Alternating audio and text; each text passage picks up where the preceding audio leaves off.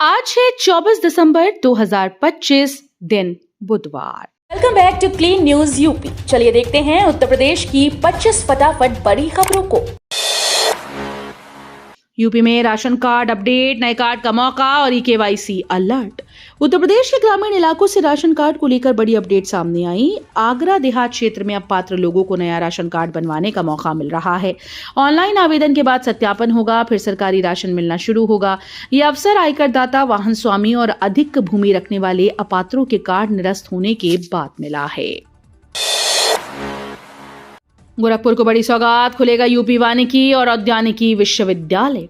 उत्तर प्रदेश के गोरखपुर जिले को बड़ी शैक्षणिक और पर्यावरणीय सौगात मिलने जा रही है। गोरखपुर में उत्तर प्रदेश वानिकी और औद्यानिकी विश्वविद्यालय की स्थापना को कैबिनेट की मंजूरी मिल गई।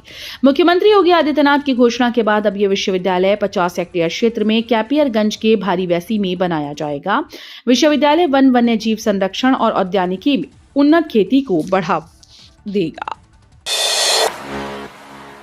लखीमपुर को बड़ी राहत, 24.35 करोड़ की लागत से बनेगा नया पुल। उत्तर प्रदेश के लखीमपुर जिले के लोगों के लिए बड़ी खुशखबरी है। ग्राम पंचायत मकनपुर के बेलहिया फॉर्म के पास 24 करोड़ 35 लाख रुपए की लागत से नए पुल का निर्माण किया जाएगा। इस पुल के बनने से बाढ़ के मौसम में आसपास के कई गांवों के हजारों लोगों को बड़ी राहत मिलेगी। पुल निर्माण के लिए 12 करोड़ 17 लाख रुपए की धनराशि स्वीकृत हो चुकी है। यूपी में बढ़ेंगे एफआरयू प्रसव केंद्र, प्रशिक्षित डॉक्टर्स की होगी तैनाती। उत्तर प्रदेश में मातृ और शिशु स्वास्थ्य सेवाओं को मजबूत करने की दिशा में बड़ा कदम उठाया गया। प्रदेश में प्रथम संदर्भन इकाई यानी एफआरयू के रूप में उच्चीकृत सभी प्रसव केंद्रों को जल्द क्रियाशील किया जाएगा। वर्तमान में चिन्हित 427 केंद्रों में से 376 पहले से संचालित हैं, जबकि शेष को सक्रिय करने की तैयारी है। इसके लिए पीएमएचएस के एमबीबीएस डॉक्टर्स को इमाक एलएसएसएएस के तहत 6 माह का विशेष प्रशिक्षण दिया जाएगा। यूपी में सुपरफूड मोरिंगा से बदली महिलाओं की तकदीर। उत्तर प्रदेश में आत्मनिर्भर यूपी की सोच अब जमीन पर दिखाई देने लगी है। ग्रामीण इलाकों में सहजन यानी मोरिंगा की खेती और प्रोसेसिंग ने महिलाओं की जिंदगी को बदल दिया है। लखनऊ, अयोध्या, बाराबंकी की हजारों महिलाएं इससे जुड़कर आत्मनिर्भर बन रही हैं। पत्तियों से बने उत्पादों ने ग्रामीण अर्थव्यवस्था में वैल्यूएडिशन किया है। अब तक 1000 से अधिक महिलाएं स्वरोजगार से जुड़ चुकी हैं, जिनकी मासिक आय बढ़कर करीब 10,000 तक पहुंच गई है। मदरसा बिल पर योगी सरकार का बड़ा फैसला, दोषियों पर होगी सख्त कार्रवाई। उत्तर प्रदेश में कानून व्यवस्था को लेकर योगी सरकार ने बड़ा कदम उठाया है। कैबिनेट ने वर्ष 2016 में लाए गए मदरसा बिल को वापस लेने की मंजूरी दी। इस बिल में शिक्षकों पर कार्रवाई का स्पष्ट प्रावधान नहीं था, जिसे अब समाप्त किया गया। बिल वापसी के बाद मदरसा शिक्षकों की पुलिस जांच होगी और जरूरत पड़ने पर गिरफ्तारी। डिप्टी सीएम ब्रजेश पाठक ने साफ कहा कि सरकार ने मामले को गंभीरता से लिया है। कानपुर में ट्रैफिक पर डबल एक्शन। कानपुर में सड़क सुरक्षा और ट्रैफिक व्यवस्था को सुधारने के लिए प्रशासन ने दोहरे स्तर पर कार्रवाई शुरू कर दी। जिले के नेशनल और स्टेट हाईवे पर 264 नए डेड जोन चिन्हित किए गए, जहां हादसों की आशंका सबसे अधिक है। डीएम के निर्देश पर संबंधित विभाग मौके पर सुधार कार्य कर रहे हैं। वहीं शहर में ई रिक्शा और ई ऑटो के तय रूट न होने से जाम की समस्या बनी हुई है। राहत की बात यह है कि 4 रेलवे ऊपरीगामी पुलों को मंजूरी मिल गई है।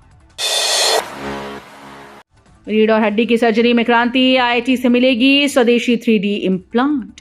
रीढ़ की हड्डी की गंभीर बीमारियों से जूझ रहे मरीजों के लिए बड़ी राहत की खबर है। आईआईटी कानपुर और डिकुल एएम प्राइवेट लिमिटेड की साझेदारी से स्वदेशी 3D प्रिंटेड इम्प्लांट विकसित किए जाएंगे। ये इम्प्लांट मरीज की शारीरिक बनावट के अनुसार तैयार होंगे, जिससे सर्जरी अधिक सटीक, सुरक्षित और किफायती बन पाएगी। इस महत्वपूर्ण परियोजना का नेतृत्व आईआईटी कानपुर के प्रोफेसर अशोक कुमार करेंगे। लखनऊ में डिजिटल म्यूजियम 120 इंच स्क्रीन पर गूंजेगी अटल जी की आवाज। उत्तर प्रदेश की राजधानी लखनऊ में बना राष्ट्र प्रेरणा स्थल का म्यूजियम देश के सबसे आधुनिक डिजिटल म्यूजियम के रूप में सामने आया। एलडीए की बसंत कुंज योजना में निर्मित ये म्यूजियम तकनीक और इतिहास का अनूठा संगम है। यहाँ भारत की राजनीतिक, सांस्कृतिक और वैचारिक यात्रा को आधुनिक डिजिटल माध्यम से प्रस्तुत किया गया। खास आकर्षण है 120 इंच की विशाल एलईडी स्क्रीन, जहाँ पूर्व प्रधानमंत्री अटल बिहारी वाजपेयी की कविताएं और भाषण उनकी ही आवाज में सुने जा सकेंगे। काशीवासियों के लिए जरूरी सूचना, राजघाट पुल आज से नो व्हीकल जोन। काशीवासियों के लिए जरूरी ट्रैफिक अपडेट निकलकर सामने आया है। राजघाट पुल पर ड्रेनेज स्पाउट एक्सपेंशन ज्वाइंट की मरम्मत के चलते आज से पुल को नो व्हीकल जोन घोषित कर दिया गया। इस दौरान पुल से केवल पैदल यात्रियों को ही आने जाने की अनुमति होगी। सभी 2 पहिया, 3 पहिया और 4 पहिया वाहनों को रामनगर सामने घाट पुल से निकाला जाएगा। यूपी में पदोन्नति का इंतजार, बिना प्रमोशन रिटायर हुई दर्जनों शिक्षिकाएं। उत्तर प्रदेश के राजकीय प्राथमिक विद्यालयों में कार्यरत शिक्षिकाओं के लिए पदोन्नति अब सपना बनकर रह गई है। बीते 2.5 साल से फाइल शिक्षा निदेशालय में अटकी है। मंडल और जिलों से गोपनीय आख्या न मिलने के कारण दर्जनों शिक्षिकाएं बिना पदोन्नति के ही सेवानिवृत्त हो चुकी हैं। अपर शिक्षा निदेशक अजय कुमार द्विवेदी ने 6वीं बार पत्र लिखकर 25 दिसंबर तक गोपनीय आख्या मांगी है। पंचायत चुनाव को लेकर कांग्रेस का दावा, अमेठी सांसद के शर्मा का बड़ा बयान। अमेठी से कांग्रेस सांसद किशोरीलाल शर्मा ने पंचायत चुनाव को लेकर बड़ा दावा किया। गौरीगंज स्थित केंद्रीय कांग्रेस कार्यालय में उन्होंने कहा कि कांग्रेस सभी विधानसभाओं में मजबूती के साथ चुनाव लड़ेगी और संगठन पूरी तरीके से सक्रिय है। के शर्मा ने साफ कहा कि अगर पंचायत चुनाव में किसी तरह की गड़बड़ी नहीं हुई तो ग्राम पंचायतों में कांग्रेस के सबसे अधिक जनप्रतिनिधि चुने जाएंगे। यूपी शिक्षा सेवा चयन आयोग में विजिलेंस सिस्टम लागू, टीईटी परीक्षा पर जल्द होगा फैसला। उत्तर प्रदेश शिक्षा सेवा चयन आयोग ने नए अध्यक्ष प्रशांत कुमार के कार्यभार संभालते ही बड़े फैसले लिए हैं। आयोग में पारदर्शिता और परीक्षा की शुचिता के लिए आंतरिक विजिलेंस सिस्टम लागू किया जाएगा और विजिलेंस अधिकारी की नियुक्ति होगी। लंबे समय से लंबित टीजीटी, पीजीटी और टीईटी परीक्षा को लेकर परीक्षा कैलेंडर जारी करने की तैयारी है। टीईटी परीक्षा 29-30 जनवरी 2026 को प्रस्तावित है, जिस पर जल्दी ही निर्णय होगा। गोरखपुर में सांस्कृतिक रोशनी, खिचड़ी मेले में दिखेगी खास लाइटिंग। उत्तर प्रदेश के गोरखपुर शहर में इस बार खिचड़ी मेला और भी भव्य नजर आएगा। नगर निगम गोरखनाथ मंदिर परिसर और मेला क्षेत्र में विशेष लाइटिंग की तैयारी कर रहा है, जिससे शहर की धार्मिक और सांस्कृतिक पहचान झलकेगी। डिवाइडर्स पर त्रिशूल और डमरू डिजाइन की आकर्षक लाइट लगाई जाएंगी। अपर नगर आयुक्त अतुल कुमार ने बताया कि श्रद्धालुओं के स्वागत के लिए 2 भव्य प्रवेश द्वार बनाए जाएंगे। कानपुर में नए साल से सर्कल रेट में राहत, 20 फीट गलियों के फ्लैट होंगे सस्ते। कानपुर के प्रॉपर्टी बाजार के लिए नए साल से राहत भरी खबर है। शहर में सर्कल रेट में संशोधन किया गया, जिसके तहत 20 फीट चौड़ी गलियों में स्थित फ्लैट पर छूट मिलेगी। प्रस्ताव के अनुसार ऐसे फ्लैट पर सर्कल रेट में करीब 15% तक की कमी की जाएगी। इससे घर खरीदने वालों को सीधा फायदा होगा और रियल एस्टेट बाजार में हलचल बढ़ेगी। हालांकि 1 माह पहले तैयार आंशिक संशोधन पर अभी जिलाधिकारी की अनुमति का इंतजार है।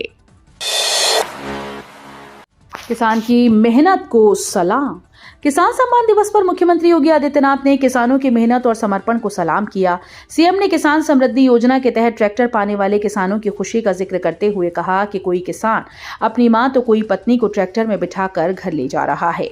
उन्होंने कहा कि किसान जब सर्दी गर्मी की परवाह किए बगैर पसीना बहाता है और धरती के साथ ऊर्जा का प्रवाह करता है, तो वही मेहनत अन्न उत्पादन के रूप में सोना उगाती है।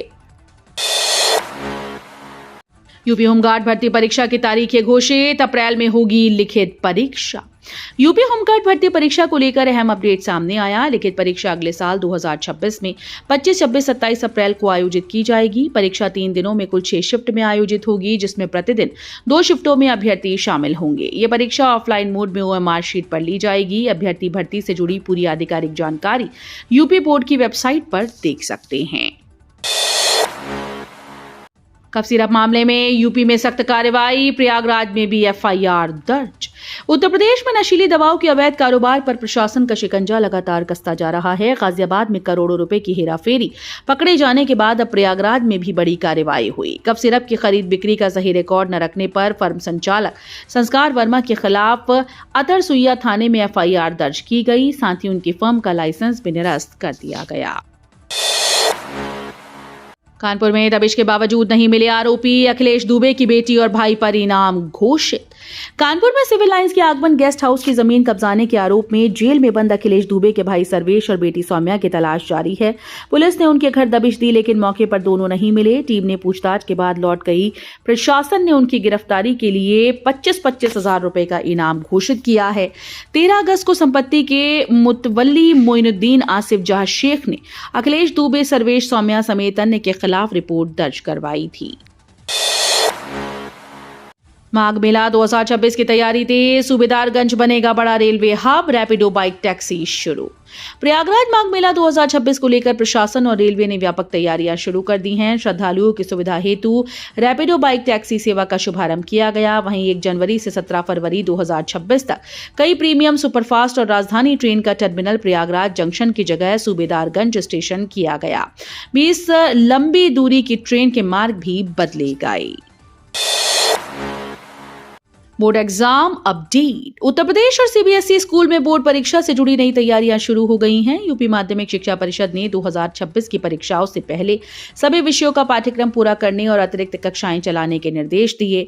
डीआईओएस पाठ्यक्रम की प्रगति की समीक्षा करेंगे। वहीं सीबीएसई बोर्ड में नया पेपर पैटर्न लागू होगा, जिसमें 10वीं और 12वीं की परीक्षा में 50% प्रश्न बौद्धिक क्षमता पर आधारित होंगे। देश का पहला अर्बन रोपवे बनेगा काशी में, 16 करोड़ श्रद्धालुओं ने रचा रिकॉर्ड। प्रधानमंत्री नरेंद्र मोदी के संसदीय क्षेत्र काशी के लिए साल 2025 विकास और पर्यटन के लिहाज से ऐतिहासिक रहा। सितंबर से दिसंबर 2025 तक करीब 16 करोड़ श्रद्धालु और पर्यटक काशी पहुंचे। बीते 5 वर्षों में गंगा में 6 बड़े क्रूज उतारे गए हैं, जिससे पर्यटन को नई रफ्तार मिली। अब काशी को देश का पहला अर्बन रोपवे मिलने जा रहा है, जबकि गंजारी में इंटरनेशनल क्रिकेट स्टेडियम भी 2026 तक बनकर तैयार होगा। यूपी में अगले 24 घंटों में मौसम का तांडव, कोहरे और तापमान में गिरावट का अलर्ट। उत्तर प्रदेश में मौसम ने ठंड का तांडव शुरू कर दिया। मौसम विभाग के अनुसार इटावा पिछले 24 घंटे में सबसे ठंडा जिला रहा, जहां न्यूनतम तापमान 6.5 डिग्री दर्ज किया गया।